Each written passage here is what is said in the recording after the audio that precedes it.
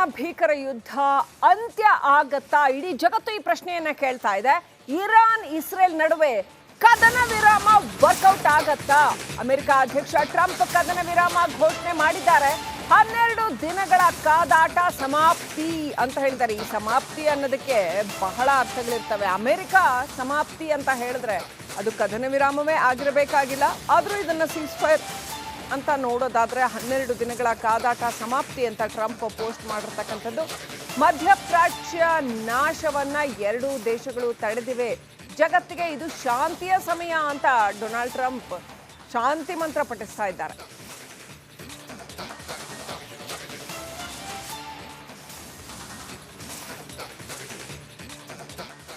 ನೋಡಿ, ಇಲ್ಲಿ ಪ್ರಶ್ನೆ ಇರುವಂತದ್ದು ಕದನ ವಿರಾಮ ಅಂತ ಹೇಳಿ ಬಡಾಯಿ ಕೊಚ್ಕೊಂಡ್ರ ಟ್ರಂಪ್. ಯಾಕೆ ಈ ಪ್ರಶ್ನೆ ಮೂಡ್ತಾ ಇದೆ ಅಂತ ಹೇಳಿದ್ರೆ, ಅಮೆರಿಕ ಅಧ್ಯಕ್ಷ ಟ್ರಂಪ್ ಹೇಳಿಕೆ ನಿರಾಕರಣೆ ಮಾಡಿದ್ದಾರೆ ಇರಾನ್. ಟ್ರಂಪ್ ಕದನ ವಿರಾಮದ ಮಾತಿಗೆ ಇರಾನ್ ಟಕ್ಕರ್ ಕೊಟ್ಟಿದೆ. ಇಸ್ರೇಲ್ ಯುದ್ಧ ನಿಲ್ಲಿಸಿದ್ರೆ ಮಾತ್ರ ದಾಳಿಯನ್ನ ನಾವು ನಿಲ್ಲಿಸ್ತೀವಿ ಅಂತ ಇರಾನ್ ಹೇಳ್ತಾ ಇದೆ. ಕದನ ವಿರಾಮ ಬಗ್ಗೆ ಇಸ್ರೇಲ್ಗೆ ಷರತ್ತು ಕೂಡ ವಿಧಿಸಿದ ಇರಾನ್. ಎಕ್ಸ್ನಲ್ಲಿ ಇರಾನ್ ವಿದೇಶಾಂಗ ಸಚಿವ ಅಬ್ಬಾಸ್ ಅರಗ್ಚಿ ಪೋಸ್ಟ್ ಅನ್ನು ಮಾಡಿದ್ದಾರೆ. ಟ್ರಂಪ್ ಪೋಸ್ಟ್ ಮಾಡಿದ್ರು ಯುದ್ಧ ವಿರಾಮ ಅಂತ, ಆದ್ರೆ ಇದಕ್ಕೆ ಟಕ್ಕರ್ ಕೊಟ್ಟಿತ್ತು ಇರಾನ್ ವಿದೇಶಾಂಗ ಇಲಾಖೆ ಸಚಿವರಾದಂತ ಅಬ್ಬಾಸ್ ಅವರು ಹೇಳ್ತಾ ಇರುವಂತದ್ದು, ಎಲ್ಲ ಒಂದ್ ಕಡೆ ನಾವು ಇದ್ರ ಬಗ್ಗೆ ಏನು ಮಾತಾಡಿಲ್ಲ ಅಲ್ಲ ಅಂತ ಹೇಳ್ತಾ ಇದ್ದಾರೆ. ಒಂದಿಷ್ಟು ಗೊಂದಲ ವಾತಾವರಣ ನಿರ್ಮಾಣ ಆಗಿರುವಂತ ಇಲ್ಲಿಂದ. ಇಸ್ರೇಲ್ ಈ ಯುದ್ಧವನ್ನ ನಿಲ್ಲಿಸಿದ್ರೆ ಮಾತ್ರ ನಾವು ನಿಲ್ಲಿಸ್ತೀವಿ ಅಂತ ಅಬ್ಬಾಸ್ ಹೇಳ್ತಾ ಇದ್ದಾರೆ.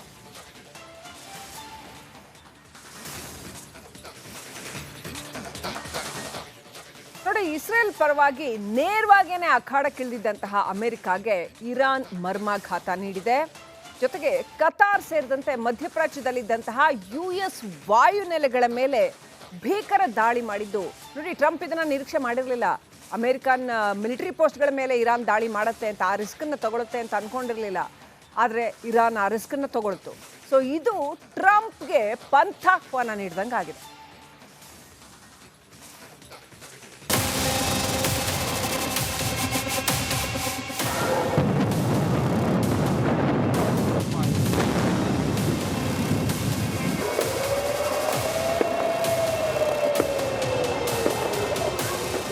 ಇರಾನ್ ಇಸ್ರೇಲ್ ಯುದ್ಧದ ಭೀಕರತೆ ದಿನದಿಂದ ದಿನಕ್ಕೆ ಹೆಚ್ಚಾಗ್ತಿದೆ.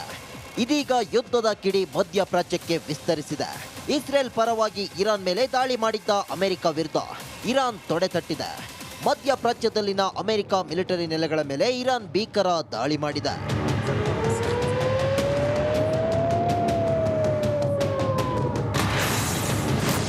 ಅಮೆರಿಕ ದಾಳಿಗೆ ಇರಾನ್ ಕೌಂಟರ್ ಅಟ್ಯಾಕ್. ಮಧ್ಯಪ್ರಾಚ್ಯದ ಅಮೆರಿಕ ವಾಯುನೆಲೆಗಳ ಮೇಲೆ ದಾಳಿ.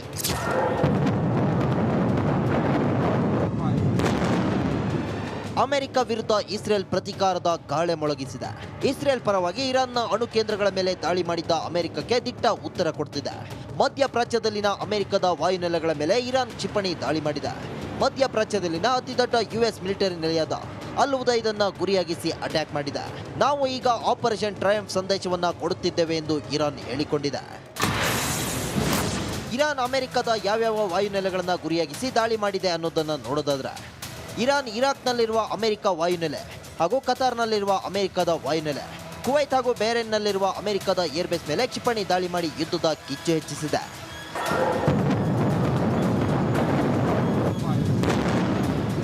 ಇರಾನ್ ಕ್ಷಿಪಣಿ ದಾಳಿ ಮಾಡುತ್ತಿದ್ದಂತೆ ಕತಾರ್ ಹಾಗೂ ಬೇರೆನ್ನಲ್ಲಿ ಸೈರನ್ಗಳು ಮೊಳಗಿವೆ.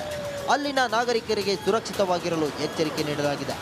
ಇರಾನ್ ದಾಳಿ ಬೆನ್ನಲ್ಲೇ ಕತಾರ್ನಲ್ಲಿರುವ ಭಾರತೀಯರು ಸುರಕ್ಷಿತ ಸ್ಥಳಗಳಲ್ಲಿ ಆಶ್ರಯ ಪಡೆದುಕೊಳ್ಳುವಂತೆ ಭಾರತೀಯ ರಾಯಭಾರ ಕಚೇರಿ ಎಚ್ಚರಿಸಿದೆ. ನಾವು ನಿಮ್ಮನ್ನ ಸದ್ಯದಲ್ಲೇ ಸಂಪರ್ಕಿಸುತ್ತೇವೆ ಎಂದು ಭರವಸೆಯನ್ನು ಕೂಡ ಕೊಟ್ಟಿದೆ.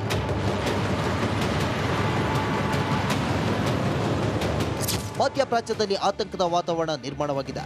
ಗಲ್ಫ್ ದೇಶಗಳ ವ್ಯಾಪ್ತಿಯಲ್ಲಿ ವಿಮಾನ ಹಾರಾಟ ಸದ್ಯಕ್ಕೆ ಸ್ಥಗಿತವಾಗಿದೆ. ಮಧ್ಯಪ್ರಾಚ್ಯದ ಕಡೆ ಹೋಗಬೇಕಿದ್ದ ಭಾರತದ ಬಹುತೇಕ ಏರ್ಲೈನ್ಸ್ಗಳ ವಿಮಾನಗಳ ಸಂಚಾರ ವ್ಯತ್ಯಯವಾಗಿದೆ.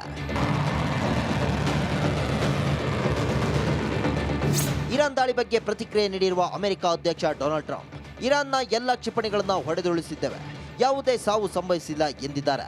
ಇರಾನ್ನ ಪರಮಾಣು ಸೌಲಭ್ಯಗಳನ್ನು ನಿರ್ನಾಮ ಮಾಡುವ ಎಚ್ಚರಿಕೆಯನ್ನು ಟ್ರಂಪ್ ನೀಡಿದ್ದಾರೆ. ಇರಾನ್ ನಡೆಯನ್ನ ಅರಬ್ ರಾಷ್ಟ್ರಗಳು ಖಂಡಿಸಿವೆ. ಈ ದಾಳಿ ಯುದ್ಧವನ್ನ ಮತ್ತಷ್ಟು ಗಂಭೀರಗೊಳಿಸಿತು. ಇರಾನ್ ಮೇಲೆ ಭಾರಿ ದೊಡ್ಡ ಮಟ್ಟದ ದಾಳಿಯನ್ನ ಅಮೆರಿಕ ನಡೆಸುವ ಎಲ್ಲ ಸಾಧ್ಯತೆ ಇದೆ. ಅಮೆರಿಕ ಸೇನಾ ನೆಲೆಗಳಲ್ಲಿ ಕೂಡ ಹೈ ಅಲರ್ಟ್ ಘೋಷಿಸಲಾಗಿದೆ. ಮಧ್ಯಪ್ರಾಚ್ಯದಲ್ಲಿ ರಣಭೀಕರ ಯುದ್ಧ ಅಂತ್ಯ ಆಗತ್ತಾ? ಇಡೀ ಜಗತ್ತು ಈ ಪ್ರಶ್ನೆಯನ್ನ ಕೇಳ್ತಾ ಇದೆ. ಇರಾನ್ ಇಸ್ರೇಲ್ ನಡುವೆ ಕದನ ವಿರಾಮ ವರ್ಕೌಟ್ ಆಗತ್ತಾ? ಅಮೆರಿಕ ಅಧ್ಯಕ್ಷ ಟ್ರಂಪ್ ಕದನ ವಿರಾಮ ಘೋಷಣೆ ಮಾಡಿದ್ದಾರೆ. 12 ದಿನಗಳ ಕಾದಾಟ ಸಮಾಪ್ತಿ ಅಂತ ಹೇಳಿದ್ದಾರೆ. ಈ ಸಮಾಪ್ತಿ ಅನ್ನೋದಕ್ಕೆ ಬಹಳ ಅರ್ಥಗಳಿರ್ತವೆ. ಅಮೆರಿಕ ಸಮಾಪ್ತಿ ಅಂತ ಹೇಳಿದ್ರೆ ಅದು ಕದನ ವಿರಾಮವೇ ಆಗಿರಬೇಕಾಗಿಲ್ಲ. ಆದರೂ ಇದನ್ನ ಸೀಸ್ಫೈರ್ ಅಂತ ನೋಡೋದಾದ್ರೆ 12 ದಿನಗಳ ಕಾದಾಟ ಸಮಾಪ್ತಿ ಅಂತ ಟ್ರಂಪ್ ಪೋಸ್ಟ್ ಮಾಡಿರ್ತಕ್ಕಂಥದ್ದು. ಮಧ್ಯಪ್ರಾಚ್ಯ ನಾಶವನ್ನ 2 ದೇಶಗಳು ತಡೆದಿವೆ. ಜಗತ್ತಿಗೆ ಇದು ಶಾಂತಿಯ ಸಮಯ ಅಂತ ಡೊನಾಲ್ಡ್ ಟ್ರಂಪ್ ಶಾಂತಿ ಮಂತ್ರ ಪಠಿಸ್ತಾ ಇದ್ದಾರೆ.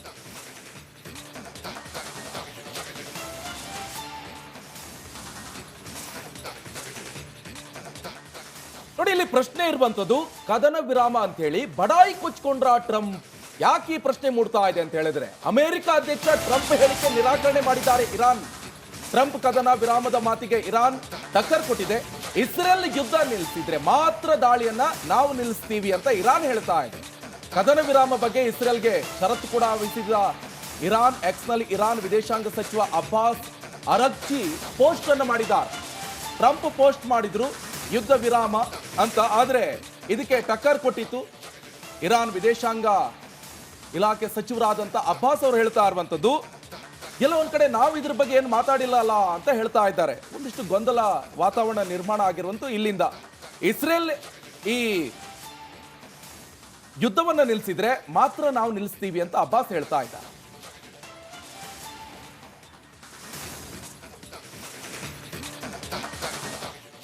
ನೋಡಿ, ಇಸ್ರೇಲ್ ಪರವಾಗಿ ನೇರವಾಗಿಯೇ ಅಖಾಡಕ್ಕಿಳಿದಿದ್ದಂತಹ ಅಮೆರಿಕಾಗೆ ಇರಾನ್ ಮರ್ಮಾಘಾತ ನೀಡಿದೆ. ಜೊತೆಗೆ ಕತಾರ್ ಸೇರಿದಂತೆ ಮಧ್ಯಪ್ರಾಚ್ಯದಲ್ಲಿದ್ದಂತಹ US ವಾಯುನೆಲೆಗಳ ಮೇಲೆ ಭೀಕರ ದಾಳಿ ಮಾಡಿದ್ದು. ನೋಡಿ, ಟ್ರಂಪ್ ಇದನ್ನ ನಿರೀಕ್ಷೆ ಮಾಡಿರಲಿಲ್ಲ. ಅಮೆರಿಕನ್ ಮಿಲಿಟರಿ ಪೋಸ್ಟ್ಗಳ ಮೇಲೆ ಇರಾನ್ ದಾಳಿ ಮಾಡುತ್ತೆ ಅಂತ, ಆ ರಿಸ್ಕನ್ನು ತಗೊಳುತ್ತೆ ಅಂತ ಅನ್ಕೊಂಡಿರಲಿಲ್ಲ. ಆದರೆ ಇರಾನ್ ಆ ರಿಸ್ಕನ್ನು ತಗೊಳ್ತು. ಸೊ ಇದು ಟ್ರಂಪ್ಗೆ ಪಂಥಾಹ್ವಾನ ನೀಡಿದಂಗೆ ಆಗಿದೆ.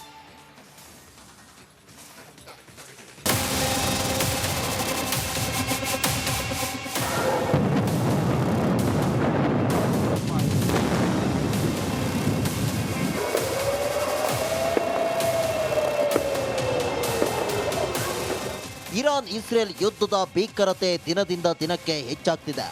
ಇದೀಗ ಯುದ್ಧದ ಕಿಡಿ ಮಧ್ಯಪ್ರಾಚ್ಯಕ್ಕೆ ವಿಸ್ತರಿಸಿದೆ. ಇಸ್ರೇಲ್ ಪರವಾಗಿ ಇರಾನ್ ಮೇಲೆ ದಾಳಿ ಮಾಡಿದ್ದ ಅಮೆರಿಕ ವಿರುದ್ಧ ಇರಾನ್ ತೊಡೆತಟ್ಟಿದೆ. ಮಧ್ಯಪ್ರಾಚ್ಯದಲ್ಲಿನ ಅಮೆರಿಕ ಮಿಲಿಟರಿ ನೆಲೆಗಳ ಮೇಲೆ ಇರಾನ್ ಭೀಕರ ದಾಳಿ ಮಾಡಿದೆ.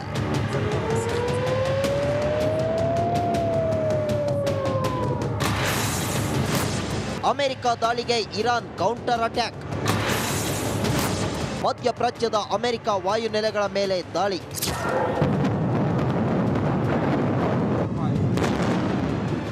ಅಮೆರಿಕ ವಿರುದ್ಧ ಇಸ್ರೇಲ್ ಪ್ರತೀಕಾರದ ಗಾಳಿ ಮೊಳಗಿಸಿದೆ.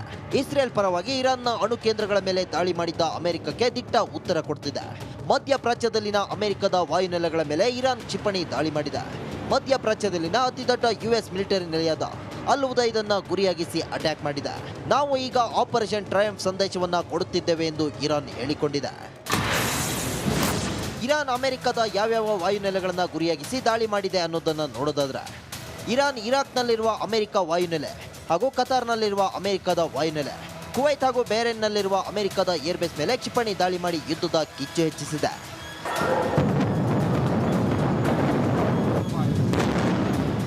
ಇರಾನ್ ಕ್ಷಿಪಣಿ ದಾಳಿ ಮಾಡುತ್ತಿದ್ದಂತೆ ಕತಾರ್ ಹಾಗೂ ಬೇರೆನ್ನಲ್ಲಿ ಸೈರನ್ಗಳು ಮೊಳಗಿವೆ. ಅಲ್ಲಿನ ನಾಗರಿಕರಿಗೆ ಸುರಕ್ಷಿತವಾಗಿರಲು ಎಚ್ಚರಿಕೆ ನೀಡಲಾಗಿದೆ.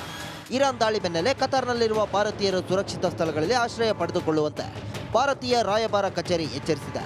ನಾವು ನಿಮ್ಮನ್ನ ಸದ್ಯದಲ್ಲೇ ಸಂಪರ್ಕಿಸುತ್ತೇವೆ ಎಂದು ಭರವಸೆಯನ್ನು ಕೂಡ ಕೊಟ್ಟಿದೆ.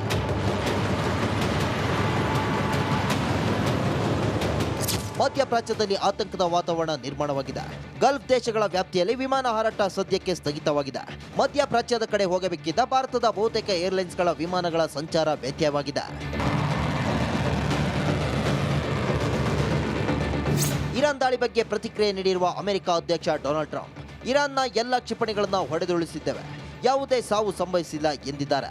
ಇರಾನ್ನ ಪರಮಾಣು ಸೌಲಭ್ಯಗಳನ್ನು ನಿರ್ನಾಮ ಮಾಡುವ ಎಚ್ಚರಿಕೆಯನ್ನು ಟ್ರಂಪ್ ನೀಡಿದ್ದಾರೆ. ಇರಾನ್ ನಡೆಯನ್ನ ಅರಬ್ ರಾಷ್ಟ್ರಗಳು ಖಂಡಿಸಿವೆ. ಈ ದಾಳಿ ಯುದ್ಧವನ್ನ ಮತ್ತಷ್ಟು ಗಂಭೀರಗೊಳಿಸಿತು. ಇರಾನ್ ಮೇಲೆ ಭಾರಿ